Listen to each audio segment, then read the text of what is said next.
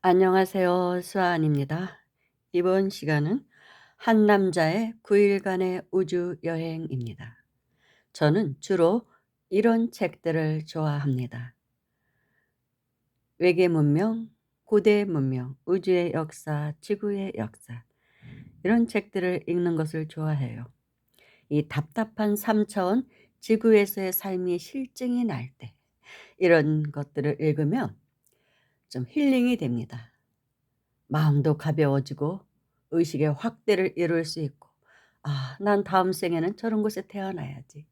그런 꿈도 꾸고 그럽니다. 그래서 은하철도 999의 철이처럼 이 '우주 여행을 한번 해 보고 싶다.' 근데 많은 분들이 그런 꿈은 꾸고 있을 것입니다. 지금의 지구는 21 세기죠. 21 세기는 지구가 새롭게 깨어나는 태어나는 때라고 합니다. 21 수가 그런 의미가 있거든요. 21 세기는 지구가 깨어나는 때. 지구가 깨어난다는 것은 지구에서 살고 있는 모든 인류도 깨어날 때라는 것입니다. 그런 흐름이 기운이 그렇다는 거예요. 그래서 머지않아 이 지구인들도 다른 행성들을 자유롭게 오갈 수 있는 그런 은하 문명 시대가 열린다고 하죠. 그때를 대비해서 우리도 미리미리 의식의 확장을 이루어 놔야죠. 그래야 좀 더 충격받지 않고 자연스럽게 이런 외계인들의 메시지나 외계인들의 그들과의 만남도 받아들일 수 있을 것 같아요. 이 내용은 정말로 한 남자가 외계인을 만나서 그와 함께 우주 여행을 하게 된 이야기입니다. 믿어지지 않는 이야기지만 실제라고 합니다. 아마 많은 사람들이 이 책을 읽었을 거예요. 주로 젊은 사람들은 많이 보았을 것입니다. 그렇지만 오늘은 저의 기분 전환을 위해서 이 책을 소개합니다. 2014년 우리나라에 소개된 한 권의 책이 있습니다. 9일간의 우주 여행이라는 책인데 내용은 지구인들을 계몽하는 임무를 맡은 고차원의 외계인들이 인류에게 전하는 메시지를 담고 있습니다. 이 책은 1987년 6월 호주에서 미셀 데마르케라는 농부가 아름다운 용모의 초인적인 외계인들을 만나 그들의 행성 티아 우바에 다녀온 체험을 기술한 것입니다. 당시 58세였던 저자는 어느 날 밤 불현듯 잠에서 깨어납니다. 그는 아내에게 9일간 먼 곳에 다녀오겠다는 메모만 남기고 후련히 집을 나섭니다. 그리고는 곧바로 타오라는 이름의 외계인을 만나 평행 우주 속으로 빨려 들어갑니다.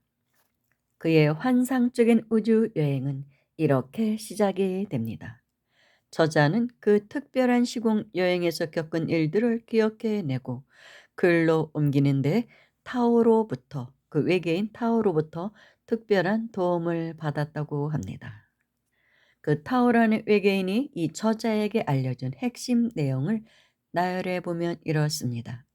초광속 우주 여행의 원리, 인류와 인종의 기원, 무대륙과 피라미드, 아틀란티스 대륙, 이스터섬 석상의 주인공, 핵전쟁으로 멸망한 행성들, 창조주와 빅뱅, 결과부자의 외계인과 원광, 공중부양과 텔레파시, 영혼의 불멸성과 윤회, 예수 그리스도의 정체, 차크라와 진정한 성, 환경 오염과 지구 문명의 위기, 이런 이야기들이 다루어지고 있습니다. 좀 더 들어가 보자면 황홀하고 아름다운 외계 행성과 신기한 과학기술, 놀라운 외계 행성 생명체들, 아름다운 다른 종의 나비까지 감탄을 금치 못하는 미셀에게 타오는 그를 데려온 이유는 천지 창조 우주의 탄생부터 신이 왜 우주와 영혼, 인간 생명체를 창조했는지, 인류의 시초는 누구이며 우리가 본 뒤 어느 행성에서 온 존재인지, 우리 삶의 이유와 목적이 무엇이며 예수 그리스도의 정체와 그가 어떻게 기적을 일으킨 것인지 등을 전부 이야기해 주고 있습니다. 모든 지구인들이 전재산과 맞바꾸어서라도 알고 싶어하고 보고 싶어하는 우주 여행을 미셀은 몸을 벗어나 성기체 상태로 전생 체험까지 이어가며 과거의 지구 문명이 어땠는지를 보게 됩니다. 여기서 성기체라는 것은 아스트랄 바디를 말합니다. 아스트랄체의 상태로 바꾸어서 이렇게 가게 되었나 봅니다. 타오는 이 모든 것을 알려주는 이유는 지구인들이 이전에 저질렀던 실수와 마찬가지로 영적인 의식의 진보 없이 사랑과 윤리, 도덕, 자연을 아끼는 마음 없이 기술만 발전하다가 지금 파멸 직전의 위험에 빠졌으며 다 죽어가는 지구와 물질 만능주의 빈부격차로 고통스러워하는 인류 사회를 고치는 방법은 다시 선하고 윤리적으로 살고 자연과 우주와 우리가 하나이며 우리 안에 우주가 있고 모두가 서로 사랑하며 살아야 한다는 메시지를 전해주고 있습니다. 또한 지구와 비슷한 처지로 금융 문제, 사이비, 종교, 부패한 정부와 기업의 이윤 추구, 환경 파괴, 대중들이 세뇌됨을 겪은 아르케 행성에서 아르케를 만나게 해주어 그들이 80년 전 개혁 계몽을 통해 어떻게 시민들이 파업 시위로 정부와 기업 세력을 굴복시키고 모두가 자유롭고 평화로운 사회를 만들 수 있었는지를 가르쳐 줍니다. 지구처럼 환경 파괴 문제를 해결한 다른 행성들은 수소 에너지를 개발해 전부 대체함으로써 해결했다고 하고 지구인들의 파멸을 막기 위해서는 환경 파괴, 핵무기 전쟁, 정부와 기업의 은폐와 대중을 세뇌시켜 바보 취급하는 것으로부터 시민들 전체가 다 같이 일어나 비폭력으로 저항해야 한다고 알려줍니다. 그렇다면 이 수승한 존재들이 산다고 하는 디아우바 행성은 어디에 있는가? 플레이아데스 성단에 있을 가능성이 매우 높다고 합니다. 이 플레이아데스 성단은 북미 초대 인디언들은 이 성단을 자기 조상의 고향이라고 불렀답니다. 또 페루 잉카 제국 이전 사람들의 신화에는 오리온자 인근의 황소자에 있는 플레이아데스 별에서 찾아온 신들에 관한 얘기가 있다고 합니다. 그 당시에 원주민이었던 지구인들이 볼 때는 원시인에 가깝던 지구인들이 볼 때는 이들이 신으로 보였겠죠. 그리고 이들의 키가 한 3미터 정도 되더래요. 그런 거인이라고 합니다. 지금도 우리 문명에서 고대 유적지에서 거인 문명이 있었다는 것이 증명되는 그런 것들이 발굴되고 있잖아요. 아무튼 이들이 우리에게 전해주는 주된 메시지는 영적인 지식으로 뒷받침되지 않은 물질적 기술은 필연적으로 인류를 파멸로 이끈다는 것입니다. 기술은 영적인 발전에 도움이 될 때 의미가 있고 지금처럼 인류를 물질주의와 돈의 노예로 전락시키는 데 이용돼서는 안 된다는 것입니다. 모든 인간에게는 자유의지가 있으며 따라서 영적인 진화를 이루는 책임은 각자에게 있다는 것이죠.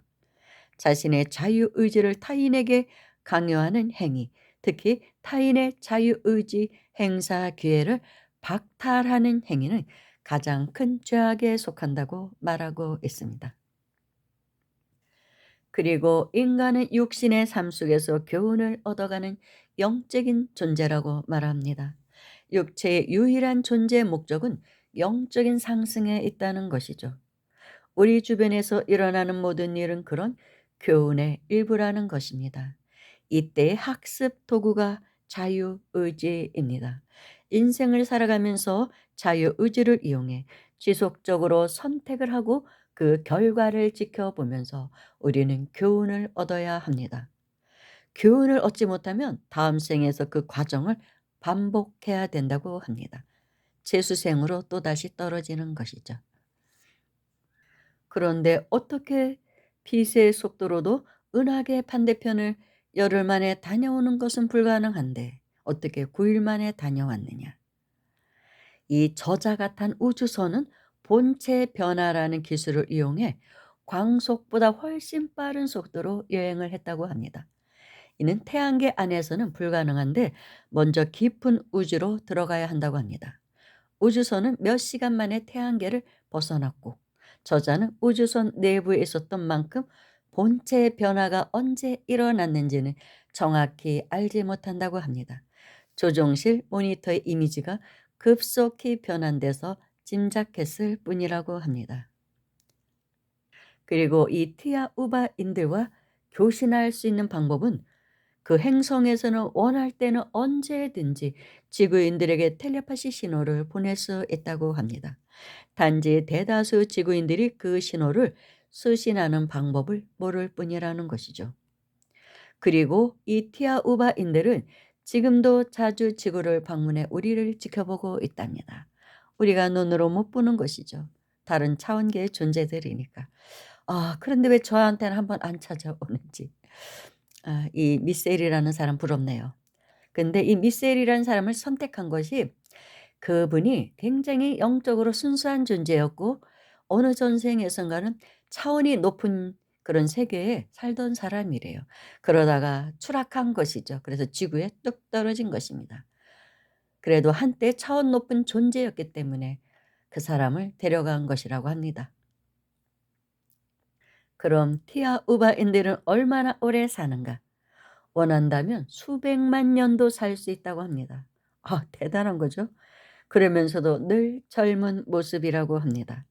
인체 세포를 마음대로 재생할 능력이 있기 때문이라는 것이죠. 또 몇 초마다 희소식을 듣는 사람처럼 항상 즐거운 모습이라고 합니다. 그들의 최대 관심사는 육신을 완전히 벗어나 의식의 근원에 합류하는 일이라고 합니다. 정말 이런 우주여행 한번 해보고 싶죠. 아니면 다음 생에라도 이런 곳에 태어나기를 저는 정말 너무나 갈망합니다. 그러려면 그만한 복력과 수행력이 있어야 된다는데. 그래서 끊임없이 수행하고 나름대로 또 복을 짓는다고 노력은 하고 있습니다. 감사합니다.